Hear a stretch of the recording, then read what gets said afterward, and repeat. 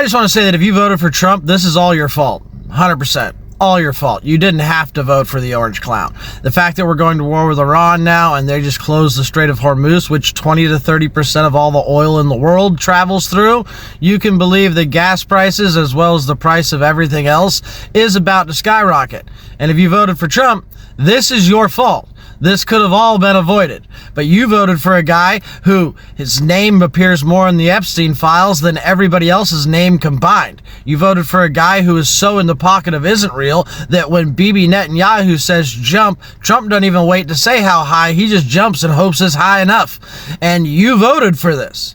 So when your children get sent off to go fight in this war, just remember, you voted for this. And if they come back in a body bag, you voted for that too. The idea that you were voted just because I don't care.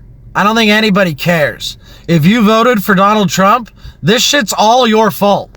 Every person that voted for Donald Trump, this is your fault.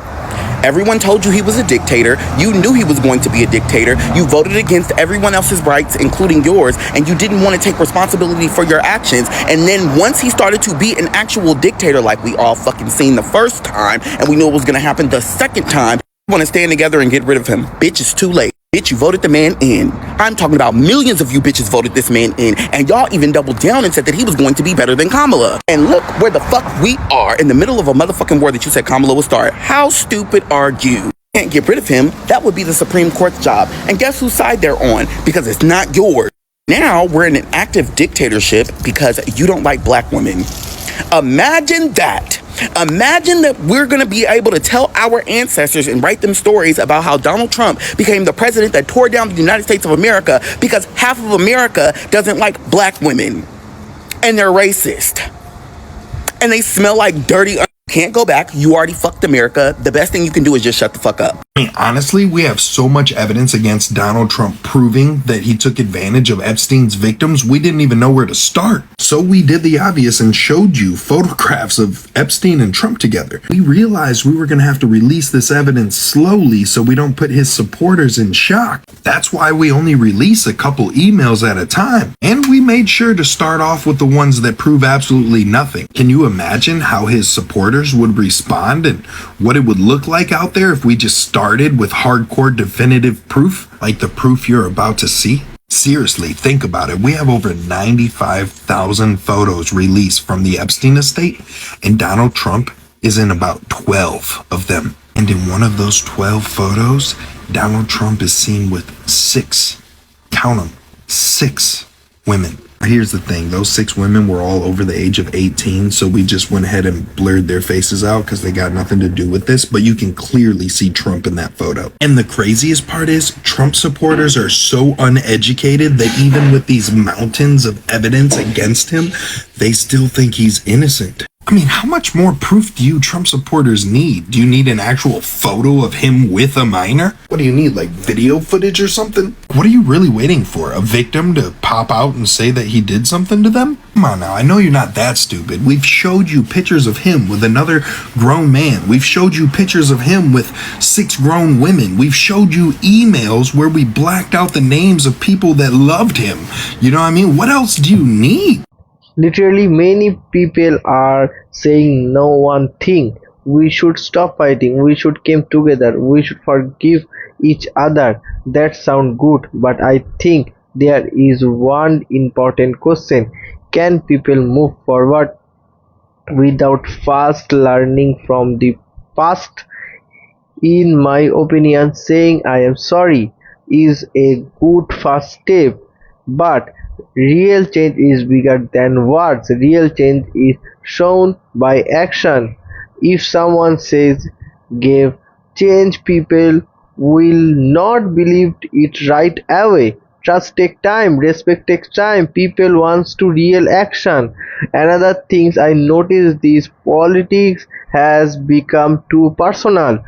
Today many people do not only disagree, they hate each other. Families stop talking, friends block each other, neighbors argued every day. I do not think it healthy. A country becomes stronger when people can talk even when they disagree. We do not have to think the same, but we should respect each other. I also believe every voter should ask questions. Do not believe every speech. Do not believe every social media video. Do not follow a leader because other people do. Read, learn, think, then make your own decision. That is what a smart voter does. At the end of the day, people care about simple things. They want wood, good jobs, they want lower prices, they want safe shelters, they want a better future for their children. Those things are more important than political fights. So maybe the real question is not who was right, maybe the real question is what can you today to make tomorrow better, because the past cannot be changed but the future can. That is my opinion. Now want to hear from you. Do you think people deserve the second chance, or do you think they must first learn trust?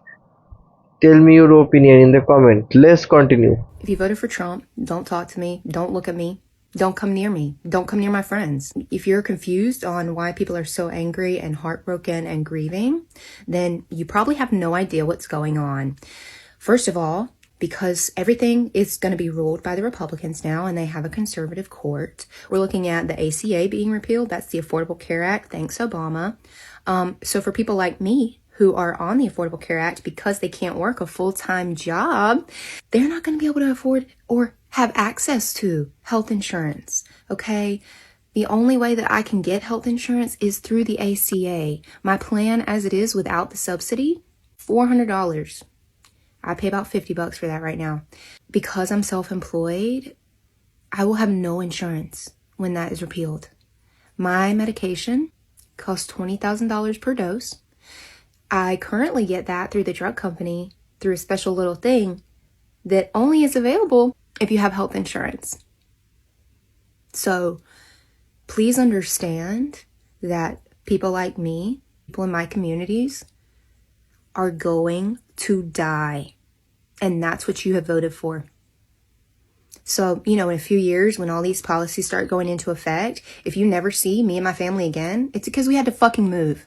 And it's your fault. Now, hear me out when I say this, but Donald Trump is the necessary evil that this country needed. The people that voted for him were going to continually look for him.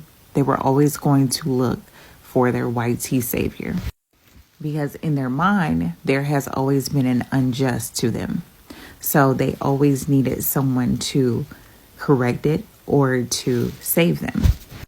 Now, this is in no way to say that he's going to fix anything, because he's not, and most of us won't benefit from it at all, other than maybe help fix the plague of racism that has been over this country for centuries.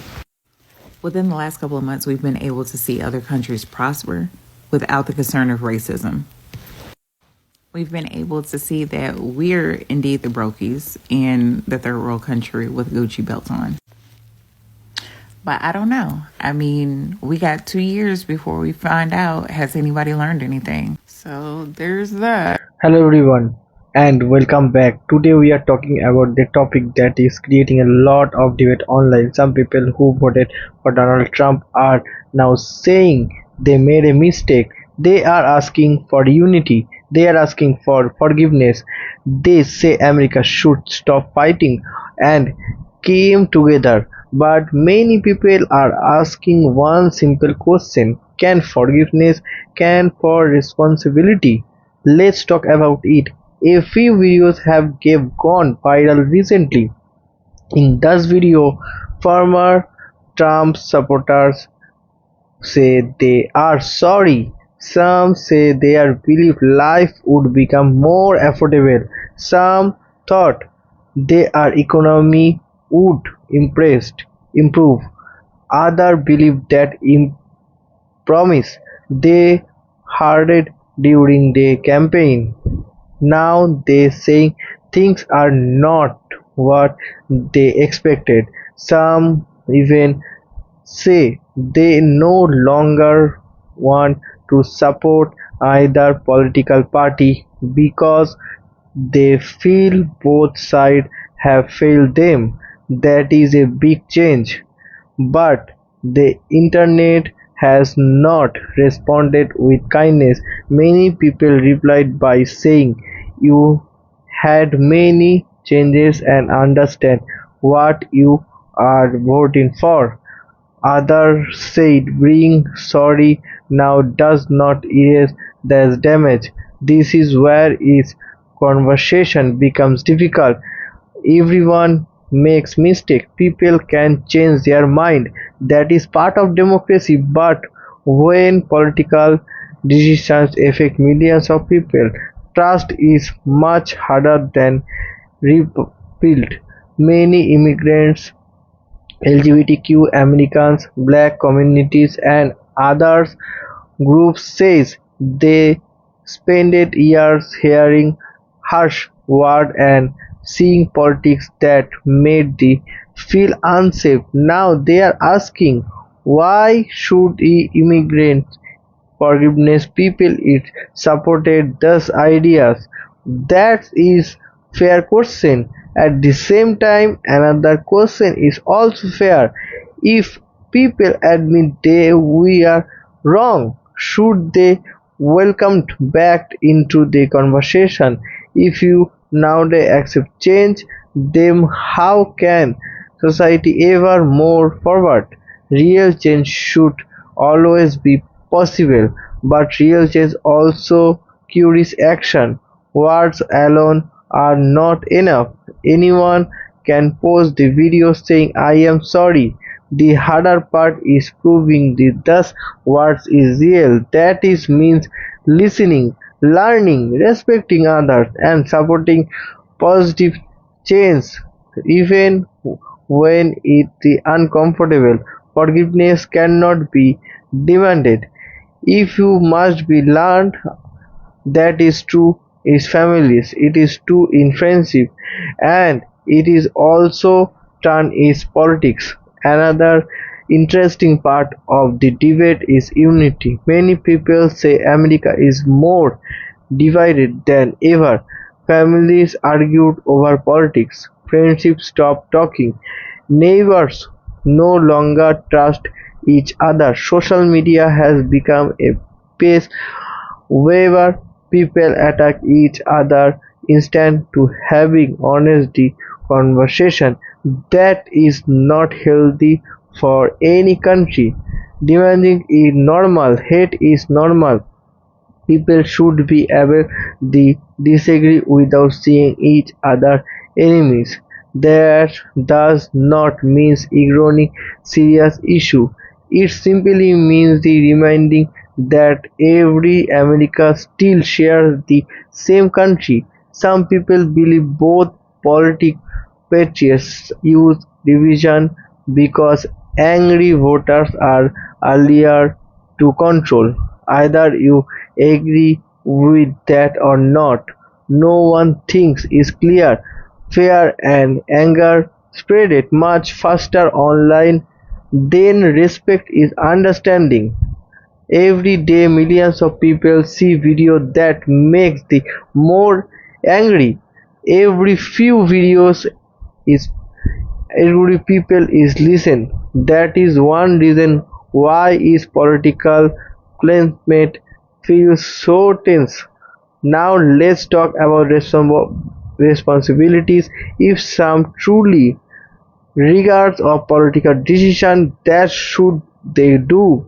First, admit a mistake honestly. Second, learn why other people were hurt.